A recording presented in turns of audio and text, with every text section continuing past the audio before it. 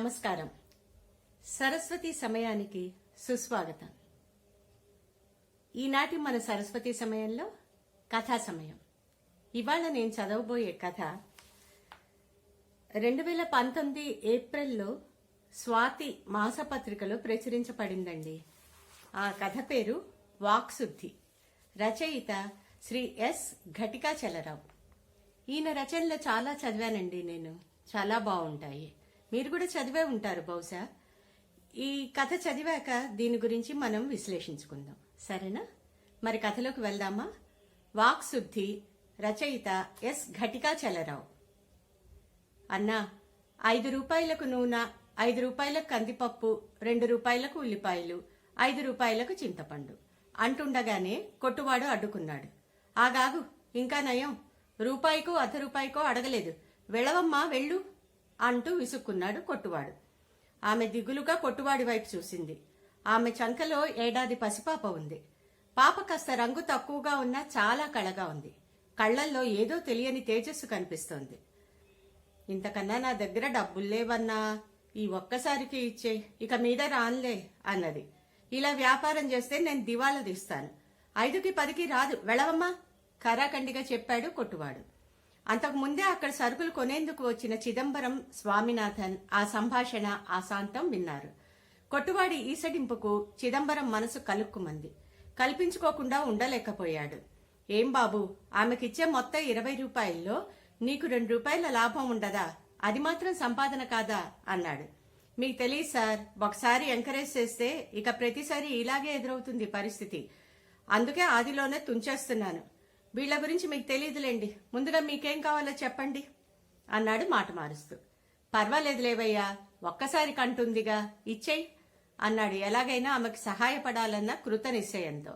ఆమె మెరిసే కళ్లతో చిదంబరం వంక చూసింది. చిదంబరం ఆమె శంకలో ఉన్న పాప వంక చూశాడు.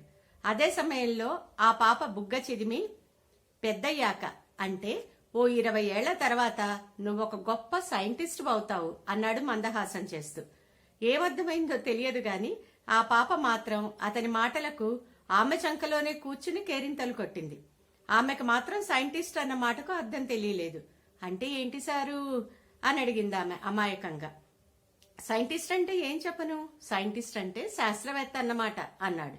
అప్పటికి కూడా అర్థం కాక అయోమయంగా చూసింది, బుర్ర గోక్కుంది. పోనీ నీకు అర్థమయ్యేలా చెప్పాలంటే మన డాక్టర్ అబ్దుల్ కలాం లాంటి ఉన్నతమైన వ్యక్తి అవుతుంది అన్నాడు.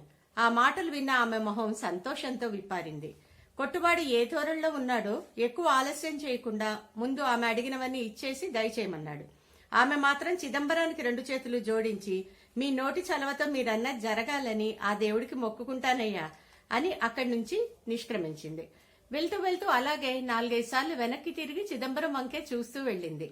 స్వామినాథన్, అదేమిట్రా, పాపకి ఏడాది కూడా లేదు, అంతలోనే 60 ఏళ్ల తర్వాత ఇలా ఉంటుంది అలా ఉంటుంది అని ఎలా చెప్తావు అని అడిగాడు.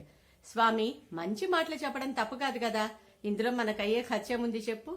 ఏమో, నేనన్న మాటల వల్ల ఆమెలో పట్టుదల కలిగి అది వటవృక్షంలో పెరిగి తన కూతుర్ని అంతటి గొప్ప వ్యక్తిగా తీర్చిదిద్దేందుకు అవకాశం ఉందిగా అన్నాడు చిదంబరం నవ్వుతూ. నువ్వు గొప్ప ఆశాజీవిరా అన్నాడు ప్రతిగా తను కూడా నవ్వుతూ. కొట్టువాడు వాళ్ల మాటలు వింటూ బుర్రగొక్కున్నాడు. భలే వాళ్ళయ్యా, అది పట్టుదలతో పిల్లని చదివిస్తుందా? ఈ కాలంలో చదవడం అంటే అంత సులభం అనుకున్నారా? కాన్వెంట్ లో చేర్చాలంటేనే లక్షలు పోయాలి, అంతటి స్తోమత దానికెక్కడిది? దినసరి ఖర్చులకే పరిస్థితి చూశారుగా అన్నాడు హేళనగా. తప్పు గురువయ్య, కాన్వెంట్ లో చదివితేనే గొప్ప చదువు దక్కుతుంది అనుకోవడం చాలా తప్పు. అదే నిజమైతే ప్రభుత్వం బడులు ఎందుకు నడుపుతుంది? పేదవాళ్లకు చదువు దక్కాలనే కదా. ఇక్కడ మాత్రం చదువులు చెప్పరా? సర్కారీ బడిలో చదువుకుని కలెక్టర్లు అయిన వాళ్ళు ఎంతమంది లేరు? అక్కడి కొట్టుబాడితో చర్చ ఆగింది. సరుకులు తీసుకుని బయటికి నడిచారు స్నేహితులిద్దరు.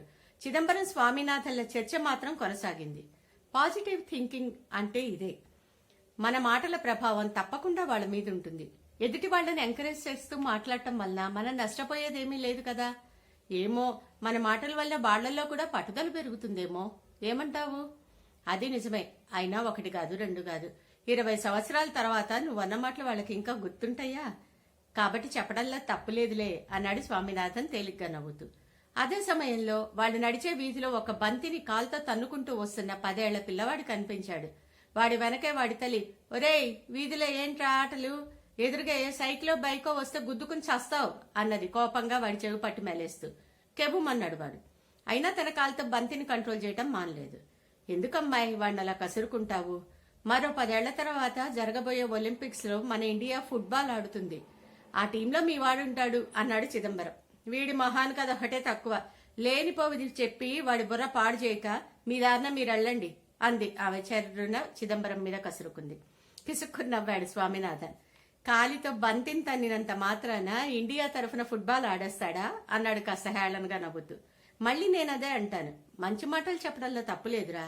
నువ్వు ఆమె మాటలు పాటించుకుంటున్నావు. నేడు వాడి మనసును చదువుతున్నాను. మంచి తల పెడితే తప్పకుండా మంచే జరుగుతుంది. ఎన్ని కష్టాలు ఎదురొచ్చినా అవన్నీ దూది పింజల్లా విడిపోతాయి. ఇది సత్యం, తథ్యం అన్నాడు నిశ్చలంగా నవ్వుతూ. ఆమె చిదంబరం వంక కొర కొర చూస్తూ పిల్లవాడిని రెక్కపుచ్చుకుని బరాబరా ఈడ్చుకుంటూ వెళ్లసాగింది. ఆ పిల్లవాడు మాత్రం వెనక్కి తిరిగి పదే పదే చిదంబరం వంక చూస్తూ వెళ్లాడు. చిదంబరంలో స్వామినాథన్కు నచ్చిన గుణం అదే. ఎదుటివారిని గురించి ఎప్పుడూ చెడుగా మాట్లాడు, విమర్శించాడు. సాధ్యమైనంత వరకు ఎదుటివారికి మంచి జరగాలనే చూస్తాడు. చిదంబరం స్వామినాథన్ల ఇళ్లు పక్కపక్కనే. సుమారు 20 ఏళ్లుగా అక్కడే ఉంటున్నారు. ఇద్దరు కుటుంబాలు ఎంతో అన్యోన్యంగా ఉంటాయి. ఇల్లు చేరుకున్న చిదంబరం చేతిలోని సంచిని భార్య విశాలాక్షి చేతికిచ్చి సరుకులన్నీ సరిగ్గా ఉన్నాయేమో చూసుకోమన్నాడు. ఏవండి, మన పనమ్మాయి రేపటి నుంచి వారం రోజులు రాట. వాళ్ళ అమ్మాయికి పరీక్షలట. దగ్గరుండి చదివించాలని చెప్పింది. అందువల్ల ఈ వారం రోజులు ఎక్కువ గిన్నెలు మసి చేయలేను. వంట కాస్త సింపుల్ గా చేస్తాను, సర్దుకోండి అన్నది ముసిముసి నవ్వులు నవ్వుతూ. ఏనాడైనా నిన్న పంచభక్ష పరమాన్నాలు చేయమన్నానా? ప్రతిరోజు సింపుల్ గానే చేయమంటాను. కానీ నువ్వే వినవు. నీ ఉత్సాహాన్ని నేనెందుకు కాదనాలని నేను కూడా మౌనం వహిస్తాను. ఈ నాళ్లకు పని మనిషి పుణ్యమా అంటూ నీ కాస్త విశ్రాంతి దొరుకుతుందిలే అంటూ చిదంబరం కూడా ప్రతిగా నవ్వుతూ ఆ అమ్మాయి ఏం చదువుతోందిట అన్నాడు. +2. ఈ సంవత్సరం చాలా కీలకమైంది కదూ అంది విశాలాక్షి. మరేం భయం లేదు, ఆ అమ్మాయికి మంచి ర్యాంక్ వస్తుందని నా మాటగా చెప్పు అన్నాడు చిదంబరం. అదే సమయంలో ఉతికిన బట్టలు ఆరేసేందుకెళ్లిన పని మనిషి రంగమ్మ లోపలికి వచ్చింది. అతని మాటలు విన్న ఆమె కళ్లల్లో ఏదో తృప్తి కనిపించింది. అమ్మాయి పేరేంటి? ఏం చదివించాలనుకుంటున్నావు అన్నాడు చిదంబరం. అమ్మాయి పేరు ప్రజ్ఞ. డాక్టర్ చదవాలనుకుంటోంది. కానీ మాకుండే పరిస్థితులకు అంత డబ్బులు పోయగలమా అనిపిస్తోందయ్యా. ఎందుకమ్మా అలా అనుకుంటావు? బాగా చదివి మంచి మార్కులు వస్తే గవర్నమెంట్ సీటే వస్తుంది. ఫీజు కూడా తక్కువగా ఉంటుంది. భయపడకు, తప్పకుండా సీట్ దొరుకుతుంది. మీ అమ్మాయి డాక్టర్ అవుతుంది. బాగా చదువుకోమని చెప్పు అన్నాడు. మీలాంటి పెద్దల ఆశీర్వాదం ఉంటే అంతా బాగానే ఉంటుందయ్యా అంటూ 2 చేతులు జోడించి నమస్కరించి వెళ్లిపోయింది పనమ్మాయి మది నిండా సంతోషంతో. విశాలాక్షి ఆల్ ఈజ్ వెల్ అన్నట్టుగా ఇదెప్పటి నుంచి అలవాటు చేసుకున్నారు అన్నది నవ్వుతూ. ఏం బాగలేదా? 4 మంచి మాటలు చెప్పడం వల్ల పోయేదే ఉంది. అంతేకాక మనం ఎంత ప్రశాంతంగా ఉంటే అంతర్గతంగా మనకంత శక్తి వస్తుందట. ఆ శక్తికి అసాధ్యాలను సుసాధ్యాలు చేసేంతటి మహిమ ఉంటుందట. అందువల్ల మంచిదే తలచాలి.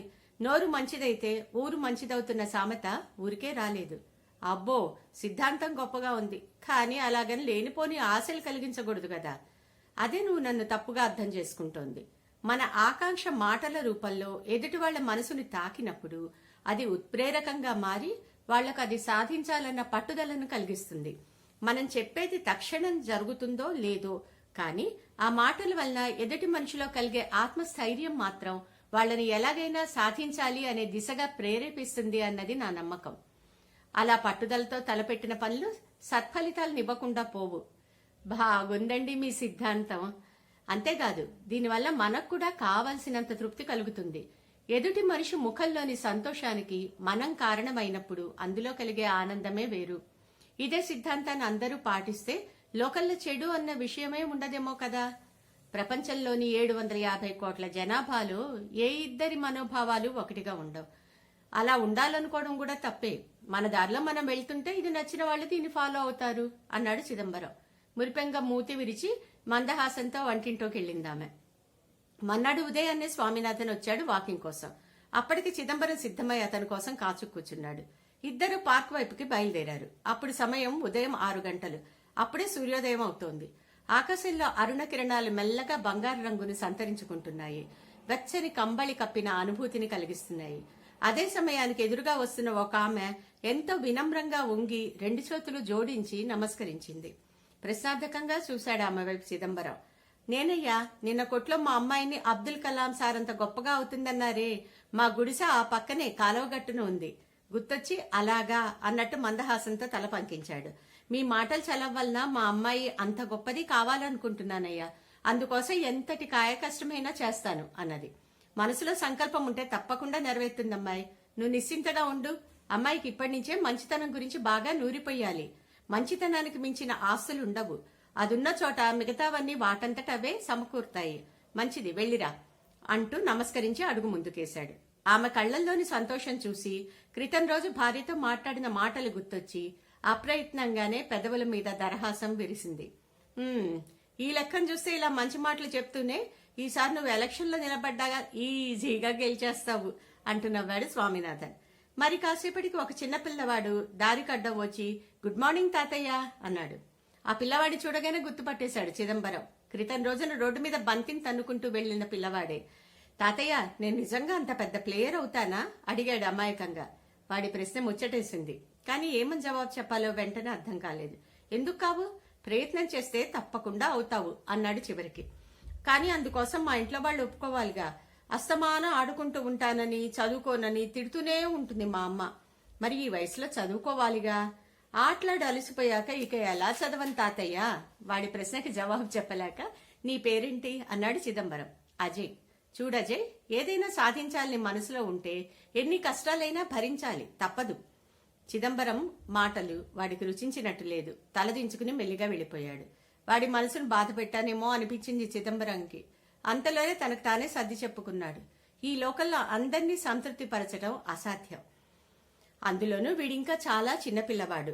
కాస్త పెద్దయ్యాక వాడికే అర్థమవుతుంది అనుకున్నాడు. చూసావట్రా ఆ పిల్లాడు ఆలోచన? ఒక విధంగా వాడు చెప్పింది కరెక్టే.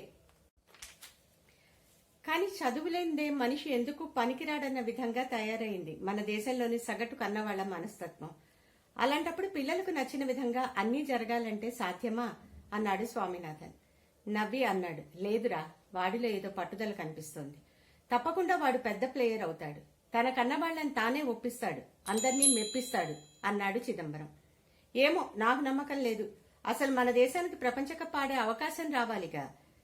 వస్తుందిలే, వీడి వల్లే వస్తుంది. వీడిలో ఆ ఫైర్ ఉంది అన్నాడు చిదంబరం నిశ్చలంగా. సుమారు గంట సేపు వాకింగ్ చేశాక ఇంటి ముఖం పట్టారు స్నేహితులిద్దరు. ఇద్దరు మాట్లాడుకుంటూ సరిగ్గా వీధి మలుపు దగ్గర రోడ్డు దాటే సమయంలో వెనుక నుంచి ఒక బైక్ మీద వచ్చిన యువకుడు స్వామినాథన్ ను తోసేసి వెళ్లిపోయాడు. అదుపు తప్పి రోడ్డు మీద పడిపోయాడు స్వామినాథన్. చిదంబరం కంగారుగా, రేయ్ ఏమైందిరా అంటూ అతన్ని లేవనెత్తే ప్రయత్నం చేస్తూ వెనక్కి తిరిగి చూస్తే ఆ వెళ్తున్న బైక్ మీద యువకుడు భుజానికి మెడకు మధ్య ఫోన్ పెట్టుకుని మాట్లాడుతూ బండి నడపడం గమనించాడు. అంతలోనే అక్కడ జనం పోగయ్యారు. ఎంత పొగరు చూడండి వాడికి.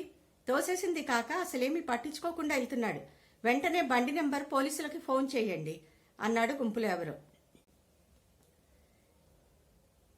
మరుక్షణం పక్కనే ఆగిన ఒకరిద్దరు యువకులు రివ్వున తమ బైకుల్లో వాణ్ణి పట్టుకునేందుకు వెంబడించారు. చిదంబరం కల్పించుకున్నాడు, వద్దండి, పోలీసులు మాత్రం ఏం చేస్తారు? మహా అయితే ఫైన్ వేస్తారు, లైసెన్స్ క్యాన్సిల్ చేస్తారు. ఫోన్ మాట్లాడుతూ బండి నడపకూడదని ఎన్నిసార్లు చెప్పినా ఇలాంటి కుర్రవాళ్లకు బుర్రకెక్కదు. వీళ్లకు అనుభవాన్ని మించిన పాఠం ఉండదు. ఇప్పుడు మనిషిని గుద్దినవాడు ఈసారి ఎక్కడో ఒక పెద్ద మానును గుద్దుతాడు. అప్పుడే వీళ్లకు బుద్ధి వస్తుంది అన్నాడు. మరుక్షణం దఢేల్మంటూ పెద్ద శబ్దం వచ్చింది. అందరూ అటువైపు చూశారు. దూరంగా రోడ్డు మలుపు తిరిగేటప్పుడు బైక్ అదుపు తప్పి ఎదురుగా ఉన్న పెద్ద వేప చెట్టును గుద్దేశాడు వాడు. మెల్లగా లేచి కూర్చున్న స్వామినాథన్ దూరంగా అక్కడ పోగైన మరో గుంపు వంక చూశాడు. అదేమిట్రా, నువ్వింకా నీ నోటి మాట ముగించలేదు, అంతలోనే వాడు గుద్దేశాడు. నీ మాటకి ఇంత పవరుందా అన్నాడు అంత బాధలోనూ నవ్వుతూ. తప్పేరా, నీకు దెబ్బ తగలటంతో కాస్త ఎగ్జైట్ అయి ఏదో క్షణికావేశంలో అలా అనేశాను. నోటిని అదుపులో ఉంచుకోవాలనేది అందుకే. మంచి మాట్లాడితే మంచే జరుగుతుంది అన్నాడు మెల్లగా. అతని చుట్టూ చేరిన వాళ్ళు మాత్రం ఆశ్చర్యంగా చిదంబరం వంక చూడసాగారు. ఆ గుంపులో చిదంబరం ఇంటి పని మనిషి, ఆ 10 ఏళ్ల పిల్లవాడు, కొట్లో కనిపించిన చంటి బిడ్డ తల్లి కూడా ఉన్నారు. ఆ ముగ్గురు చిదంబరాన్ని విప్పారిన కళ్లతో ఆశ్చర్యంగా చూడసాగారు. అతని మాటలకున్న శక్తిని చూసి తమను ప్రోత్సహించి అతను మాట్లాడిన మాటలు వాళ్ల మనసుల్లో తమ భవిష్యత్తును అద్భుతంగా చిత్రీకరించాయి. 10 ఏళ్ల కుర్రాడు అజయ్ మరింత ఆశ్చర్యంగా చిదంబరం వంక చూశాడు. తన భవిష్యత్తును తలుచుకుంటూ అతనన్న మాటలు నెమరేసుకుంటూ. 6 నెలలు గడిచాక ఒకరోజు చిదంబరం ఇంటి పని మనిషి సంతోషంగా వచ్చింది. అయ్యా, మా అమ్మాయికి డాక్టర్ చదివేందుకు సీట్ వచ్చింది. చాలా సంతోషం, చాలా సంతోషం. ఎప్పుడు ఎదుటి వాళ్ల మేలును కోరుకుంటూ ఉండమను, అంతా మంచే జరుగుతుంది. మాటలకున్న శక్తి అనంతం అన్నాడు చిదంబరం. చిదంబరం 70వ పడిలో పడ్డాడు. మునుపట్లాగా బయట తిరగట్లేదు. వాకింగ్ కూడా మితంగానే చేస్తున్నాడు. ఒకరోజు ఒంట్లో నలతగా ఉండి డాక్టర్ దగ్గరికి వెళ్దామా విశాలాక్షి అని అడిగాడు. ఏం వరీ కావద్దు, ఆల్ ఈజ్ వెల్, అంతా సర్దుకుంటుంది. అయినా మీ తృప్తి కోసం వెళ్దాం రండి అంది విశాలాక్షి. నా మాటలే నాకు అప్పచెప్తున్నావా అంటూ నవ్వేశాడు. హాస్పిటల్ బయట బోర్డు కనిపించింది. డాక్టర్ ప్రజ్ఞ అని రాసి ఉంది. ఈ పేరెక్కడో విన్నట్టుందే అన్నాడు. అవును, బహుశా మనం పనమ్మాయి కూతురు అనుకుంటాను. పెదవుల మీద మందహాసం విరిసింది. మొత్తానికి డాక్టర్ అయిందనమాట. మీరు ఆకాంక్షించారుగా. అదే సమయంలో లోపల నుంచి 16 ఏళ్ల కుర్రాడు బయటకు వచ్చాడు. కాస్త కుంటుతూ నడుస్తున్నాడు. తనకెదురుగా వచ్చిన చిదంబరం వంక చూసిన ఆ అబ్బాయి ఒక్క క్షణం ఆశ్చర్యానికి లోనే తాతగారు బాగున్నారా అన్నాడు. తలెత్తి అతన్ని చూసిన చిదంబరం పోల్చుకోలేదు. నేను తాతయ్య, వీధిలో ఫుట్బాల్ ఆడుతుండేవాణ్ణి, అజయ్. ఓ, ఏం చేస్తున్నావు ఇప్పుడు? మీరన్నట్టుగానే జరుగుతోంది. ప్రస్తుతం నేను ఫుట్బాల్ స్టేట్ టీం తరఫున ఆడుతున్నాను. నేషనల్ టీం సెలక్షన్ లిస్టులో ఉన్నాను. మన దేశం ప్రపంచ కప్ ఫుట్బాల్ క్వాలిఫికేషన్లో ఆడబోతోంది. అందులో గెలిచి ప్రపంచ కప్ కూడా ఆడుతుంది. అందులో నేను కూడా ఉంటాను తాతయ్య. అంతా మీరు చెప్పినట్టే జరుగుతోంది అన్నాడు ఉత్సాహంగా. వెరీ గుడ్, మొత్తానికి సాధించావు. ఇదంతా నీ కృషే. ఏదైనా సాధించాలంటే కొన్ని కష్ట నష్టాలు కోర్చుకోవాలన్నారుగా, అలాగే చేశాను. దాని ఫలితం ఇప్పుడు కనిపిస్తోంది. చాలా సంతోషం. ఇంతకీ కాలికేమైంది? ఆటల్లో చిన్న చిన్న దెబ్బలు మామూలే కదా తాతయ్య. చిన్న బెణుకు తగ్గిపోతుందన్నారులే డాక్టర్. ఆ కుర్రాడికి ఫుట్బాల్ ఆడమని చెప్పారా? నేను చెప్పడం ఏంటి, వాడు ఆల్రెడీ ఆ ధ్యాసలోనే ఉన్నాడు. నా మాటలు కాస్త ప్రోత్సాహాన్ని కదిలించాయి. డాక్టర్ గదిలోకి ప్రవేశించారు. చెప్పండి తాతగారు, ఏమైంది? అతను చెప్పింది విని పరీక్ష చేసి 1-2 మాత్రలు మాత్రమే రాసి, తాతగారు మీ ఆరోగ్యానికి ఢోకా ఏం లేదు. ఇది వయసుతో వచ్చే సమస్యే. మందులు ఎక్కువ వాడొద్దు. శారీరక వ్యాయామం మానొద్దు. 2 రోజుల్లో అంతా సర్దుకుంటుంది. అమ్మాయి, నువ్వు రంగమ్మ కూతురువి కదూ అంది విశాలాక్షి ఉండబట్టలేక. ఆశ్చర్యంగా ఆమె వంక చూసిన ప్రజ్ఞ, అవునండి, మీకెలా తెలుసు? మీ అమ్మ మా ఇంట్లోనే పనిచేసేదమ్మా. ఇప్పుడు ఎక్కడుంది? ఓ, అది మీరేనా? మీ గురించి మా అమ్మ ఎంత చెప్తుందో. మీ మాట చలం వల్లే నాకు డాక్టర్ సీట్ వచ్చిందంటుంది. ఇన్నాళ్లకు మిమ్మల్ని చూడగలిగాను అంది సంతోషంగా. అమ్మ ఎలా ఉంది? బాగుందమ్మా. ఎప్పుడు మిమ్మల్నే తలుచుకుంటుంటుంది. నేను ఉద్యోగంలో చేరాను కదా, అందుకే పని మానేయమన్నాను. ఆ మాట నాకు కూడా చెప్పింది. ఓసారి ఇంటికి వచ్చి పొమ్మను. అలాగే, అఫర్మేషన్స్ గురించి విన్నాను. కానీ ఎదుటి వాళ్లకు మీ మాటల వల్ల వచ్చే ఇన్స్పిరేషన్ వెలకట్టలేంది. ముఖ్యంగా మాలాంటి డాక్టర్లు ఈ గుణాన్ని అలవర్చుకోవడం ఎంతో అవసరం. మందులతో బాగు చేయలేంది కూడా మాటలతో బాగు చేయొచ్చు అనిపిస్తోంది. వెర్బల్ హీలింగ్, మనకేమీ కాదన్న ఆత్మవిశ్వాసం, నమ్మకమే మనల్ని రోగ విముక్తుల్ని చేస్తుందని విన్నాను. వైద్యంతో పాటు నేను కూడా సాధ్యమైనంత వరకు తాతగారిని ఫాలో అవుతున్నాను. ఆ అమ్మాయి మాటలు విన్న విశాలాక్షి కొద్ది క్షణాల పాటు అవాక్కయింది. తన భర్త మాటలు అంత స్ఫూర్తిని రగిలిస్తాయా అనిపించింది. మంచి మాటలకున్న విలువ అర్థమైంది. నిజమే, ఎదుటివారి మంచిని కోరుకోవటంలో మనం పోగొట్టుకునేది ఏమీ లేదు కదా. నా మాట కాదు, నీ పట్టుదల ఫలించింది అన్నాడు నవ్వుతూ. మరో 2 రోజుల్లో ప్రయాణం. ఎదుటివాళ్ల మంచిని కోరటమనే మీ సిద్ధాంతం బాగా నచ్చింది తాతయ్య. నేను కూడా అదే ఫాలో అవుతున్నాను. మా తోటి ఆటగాళ్లకు అదెంతో స్ఫూర్తినిస్తోంది. దానికి అనుగుణంగానే ఫలితాలు వస్తున్నాయి. చాలా ఆనందంగా ఉంది అన్నాడు అజయ్. ఇదే స్ఫూర్తితో ఆడండి, తప్పకుండా ప్రపంచ కప్ గెలుస్తారు అన్నాడు చిదంబరం. అదే స్ఫూర్తితో ప్రపంచ కప్ జయించింది భారత్. చూసారా, చక్కగా ఎదుటి వాళ్ళని ప్రోత్సహిస్తూ మంచి మాటలు మాట్లాడుతూ ఉంటే ఆ వాక్శుద్ధి మనలో ఎలా అభివృద్ధి చెందుతుందో, దానివల్ల ఎన్ని విజయాలు సాధించవచ్చో ఈ కథలో చెప్పారు. అందుకనే మనందరం కూడా ఎప్పుడు ఎదుటివారి మంచినే కోరుకుందాం, మంచినే మాట్లాడదాం. మనం చేయగలిగేది ఏమీ లేకపోయినా ప్రోత్సహిస్తే వచ్చే నష్టం లేదు కదా. మరి ఈ సిద్ధాంతం నాకెంతో నచ్చింది. మీకెలా నచ్చింది? మీకు నచ్చే ఉంటుంది అనుకుంటున్నా. మరో మంచి కథతో మళ్ళీ కలుద్దాం. మీ సరస్వతి. 2030 సంవత్సరం జరిగిన ప్రపంచ కప్ ఫుట్బాల్ పోటీల్లో భారతదేశం పాల్గొనేందుకు అర్హత సాధించింది. ఫైనల్ జట్లలో స్థానం సంపాదించింది, ఒక్కో మ్యాచ్ గెలుచుకుంటూ. అజయ్ ఆ మ్యాచ్లో పాల్గొనేందుకు కొద్ది రోజుల ముందు చిదంబరాన్ని కలిసి, తాతయ్య, మీ మాట ఫలించింది, మేం ప్రపంచ కప్ ఫుట్బాల్ ఆడేందుకు వెళ్తున్నాం అన్నాడు ఎంతో సంబరంగా. నా మాట కాదు, నీ పట్టుదల ఫలించింది అన్నాడు నవ్వుతూ. మరో 2 రోజుల్లో ప్రయాణం. ఎదుటి వాళ్ళ మంచిని కోరటమనే మీ సిద్ధాంతం బాగా నచ్చింది తాతయ్య. నేను కూడా అదే ఫాలో అవుతున్నాను. మా తోటి ఆటగాళ్లకు అదెంతో స్ఫూర్తినిస్తోంది. దానికి అనుగుణంగానే ఫలితాలు వస్తున్నాయి. చాలా ఆనందంగా ఉంది అన్నాడు అజయ్. ఇదే స్ఫూర్తితో ఆడండి, తప్పకుండా ప్రపంచ కప్ గెలుస్తారు అన్నాడు చిదంబరం. అదే స్ఫూర్తితో ప్రపంచ కప్ జయించింది భారత్. చూసారా, చక్కగా ఎదుటి వాళ్ళని ప్రోత్సహిస్తూ మంచి మాటలు మాట్లాడుతూ ఉంటే ఆ వాక్శుద్ధి మనలో ఎలా అభివృద్ధి చెందుతుందో, దానివల్ల ఎన్ని విజయాలు సాధించవచ్చో ఈ కథలో చెప్పారు. అందుకనే మనందరం కూడా ఎప్పుడు ఎదుటివారి మంచినే కోరుకుందాం, మంచినే మాట్లాడదాం. మనం చేయగలిగేది ఏమీ లేకపోయినా ప్రోత్సహిస్తే వచ్చే నష్టం లేదు కదా. మరి ఈ సిద్ధాంతం నాకెంతో నచ్చింది. మీకెలా నచ్చింది? మీకు నచ్చే ఉంటుంది అనుకుంటున్నా. మరో మంచి కథతో మళ్ళీ కలుద్దాం. మీ సరస్వతి.